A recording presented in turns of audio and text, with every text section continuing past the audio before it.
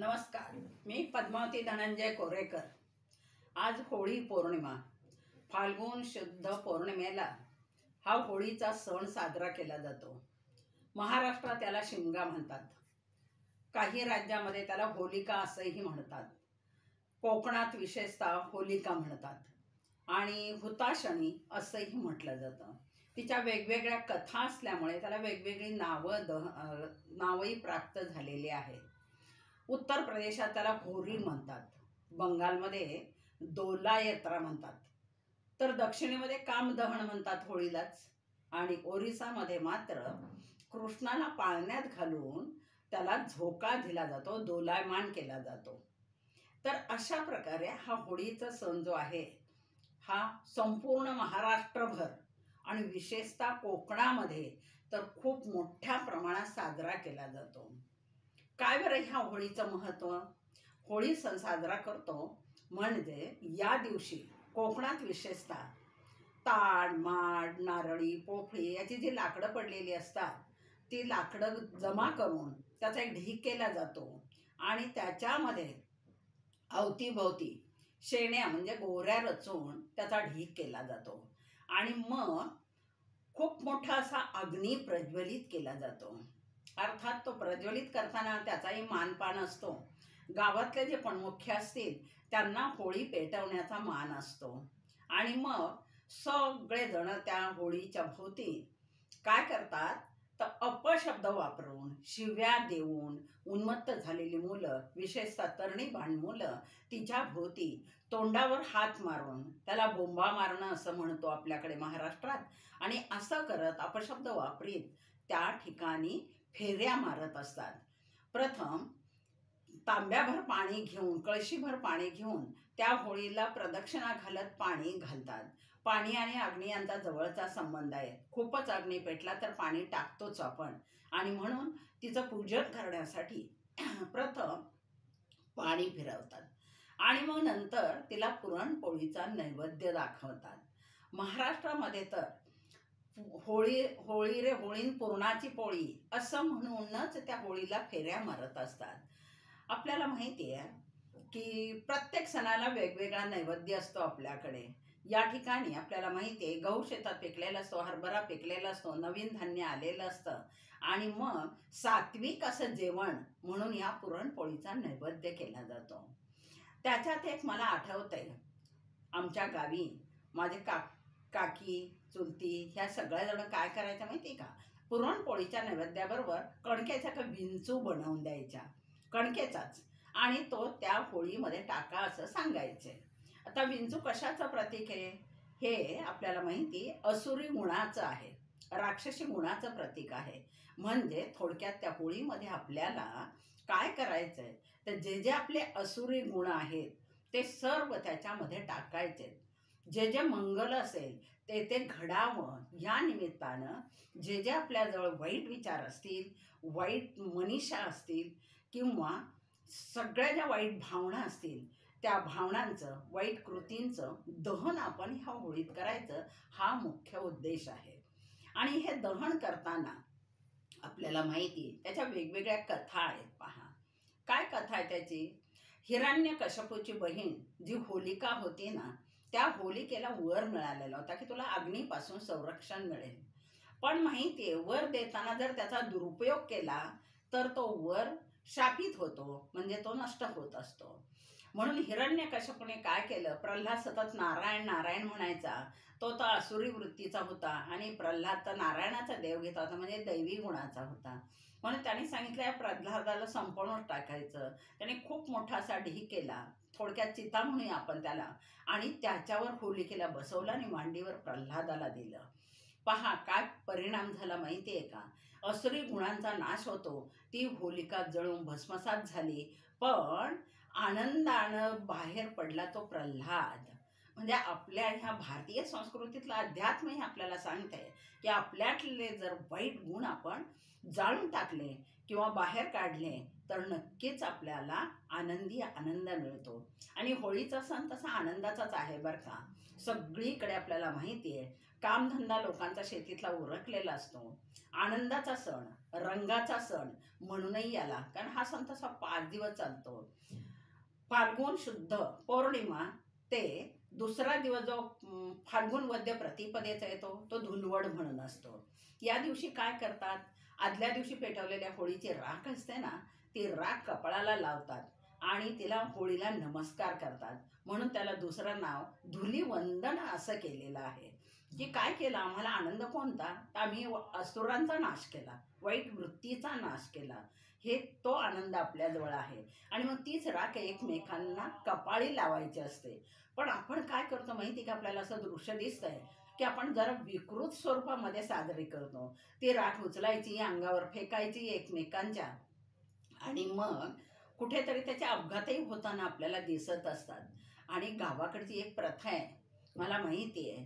आमच्या माहेर, माझं सासरी जास्त राहणं झालेलं नाही शिमग्याच्या सणाला, परंतु माहेरी मात्र म्हणायचे सर्वजण होळी सण साजरा केल्यानंतर रात्रभर तिथे बसून असायचे देवळामध्ये लोक, मारुतीच्या देवळात. का, तर आपल्या होळीची राख शेजारच्या गावांनी नेऊ नये. का, तर ती आपली संपत्ती आहे, दैवी संपत्ती आहे. आपण सगळं वाईट संपवले, सगळं आनंदाचं आहे. आणि लोक न्यायचे बरं का, खोड्या करायच्या म्हणून आसपासच्या शेजारच्या गावातल्या एखादा दुसरं उन्हाळ मुलं असतील तर ती अशी राख पळवायचे, म्हणून तिचं रक्षणही करायचे. तर असा हा होळीचा सण महाराष्ट्रात खूप मोठ्या आनंदात तसा साजरा केला जातो. दुसरं होळी सण साजरा करण्याचं काय कारण माहिती का, रघुराजाच्या राज्यामध्ये एक ढुंडा नावाची राक्षसी होती. ती माली नावाच्या राक्षसाची कन्या होती. आणि ती राक्षसी काय करत होती, रघुराज्यामध्ये लहान लहान मुलं पळवून न्यायची. आणि मग लोक खूप घाबरलेले होते.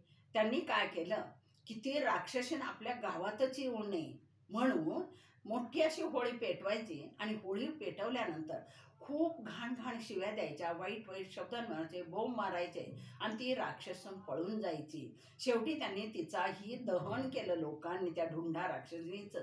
तर ते केलं ते याच दिवशी फाल्गुन शुद्ध पौर्णिमेलाच केलेलं आहे. म्हणजे थोडक्यात.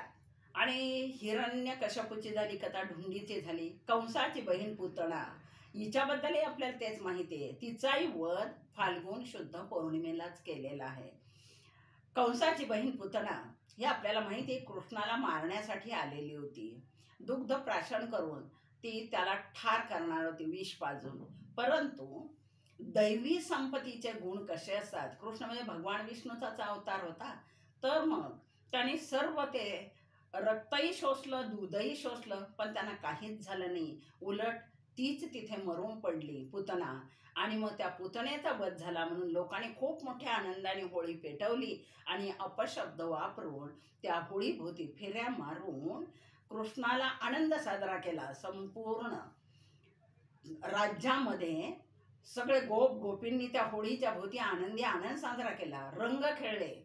सर्व गोप गोपी एकत्र रंग, हा रंगाचाच उत्सव म्हटला जातो. कारण पुढे येणारी जी पंचमी असते ना, पंचमीपर्यंत हा सण चालतो. आणि मग गोकुळात हे मोठी रंगपंचमी पण साजरी केली जाते. अशा प्रकारे हे जे सगळं चालतं ना, की वाईट वाईट गुणांचं माणसाच्या, आपल्याला माहिती मनुष्याला 83,99,999 योनीतून जन्म घेऊन एक मिळतो, असा उच्चतम मनुष्य जन्म मिळतो. आणि या मनुष्य देहाचं सार्थक करायचं असेल तर आपला अध्यात्म असं सांगते भारतीय संस्कृतीतलं, की आपण दैवी गुणांचा स्वीकार करावा. न कळत आपल्या घरात जर संस्कार झाले असतील तर आपण आपोआप आपली प्रवृत्ती सध्या मानवाची अशी झालेली आहे, जे माझं ते माझंच, पण तुझं तेही माझंच, असा म्हणण्याचा जो हव्यास आहे, तो हव्यास म्हणजे लोभ, हा होळीच्या निमित्तानं आपण जाळून टाकायचा असतो. आणि म्हणून माहिती आहे आपल्याला की केशवसुतांनी खूप सुंदर अशा ओळी टाकलेल्या आहेत बघा. जुने जाऊ द्या मरणा लागुनी जाळून किंवा पुरुणी टाका, जुने जाऊ द्या मरणा लागुनी जाळून किंवा पुरुणी टाका, सडतना ऐका, सडतना ठाई एका ठाका, सावध ऐका पुढल्या हाका. म्हणजे काय करा, जुनं सगळं जे आहे ना, जे नकोय ते आपण काय करायचं, या होळीमध्ये टाकून द्यायचं.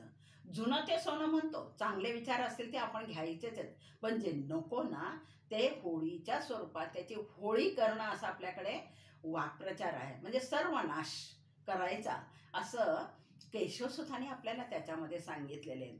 थोडक्यात हा जो सण आहे, हिला कोणी हुताशनी म्हणतं, कोणी होळी म्हणतं, तर कोणी शिमगा, महाराष्ट्रात शिमगाचं म्हणतात, कोकणामध्ये होलिका म्हणतात आणि बऱ्याच ठिकाणी वेगवेगळ्या नावाने हा सण साजरा केला जातो.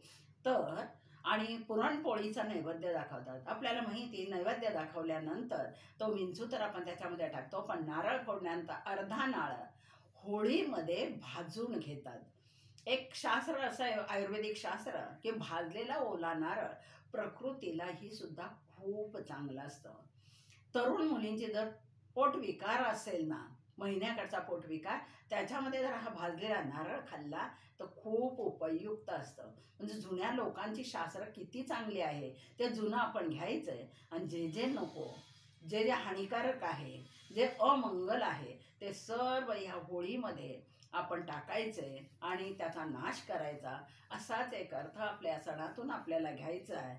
थोडक्यात आपणही केवळ पुरणपोळी टाकून, नारळ टाकून सण साजरा करायचा नाही, तर दैवी गुणांचा स्वीकार करायचा. भगवद्गीतेतल्या 16 अध्यायामध्ये खूप सुंदर दैवी गुणांचं विवेचन केलेलं आहे. त्याचे फायदे काय काय होतात तेही सांगितलेलं आहे.